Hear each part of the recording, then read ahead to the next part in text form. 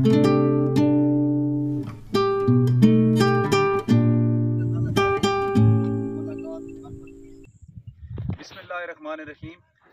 जैसा कि आप तमाम अहबाब को पता है कि हमारे काबिल एहतराम जनाब कैप्टन रिटायर्ड गुलाम शबीर मिन्हाज साहब ने हमें परवरिश हासिल के लिए 12 कनाल की ज़मीन अपनी आबाई हमें अतिया की है।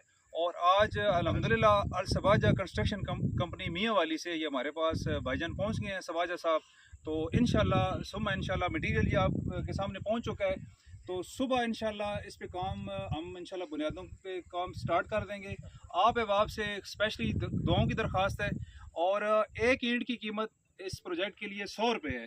तो आप से हम ज़्यादा डिमांड नहीं करेंगे। अगर आप इस प्रोजेक्ट के लिए एक ईंट अतिया करना चाहते हैं तो 100 रुपया इस ईंट की कीमत है।